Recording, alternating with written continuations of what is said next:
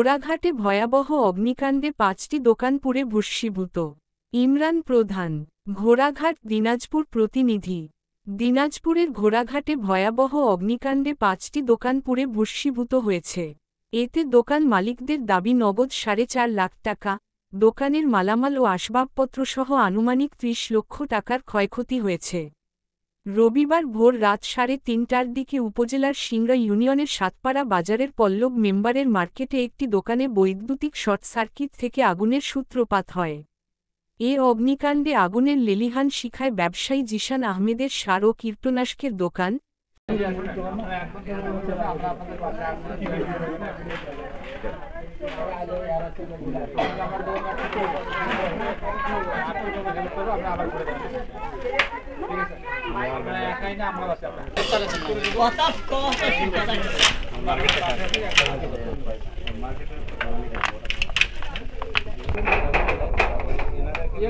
ফিরোজ আলমের মুদি দোকান, মইদুল ইসলামের মুদি দোকান, রেজাউল ইসলামের ইলেকট্রনিক্স এর দোকান ও সজীব কুমারের একটি সেলুনের দোকান পুড়ে ভস্মীভূত হয়।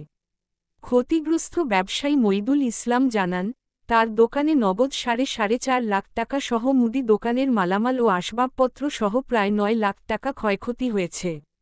সার ও কীটনাশক ব্যবসায়ী জিশান আহমেদ জানান, তার দোকানে প্রায় ৫ লাখ টাকা ক্ষতি হয়েছে। এ বিষয়ে ঘোড়াঘাট ফায়ার সার্ভিসের স্টেশন ইনচার্জ আতাউর রহমানের সাথে মুঠোফোনে কথা হলে তিনি জানান, স্থানীয়দের মাধ্যমে খবর পেয়ে ঘটনাস্থলে গিয়ে ভোর রাত 4:30টার দিকে স্থানীয় লোকজনকে সাথে নিয়ে আগুন নিয়ন্ত্রণে আনা সম্ভব হয়েছে।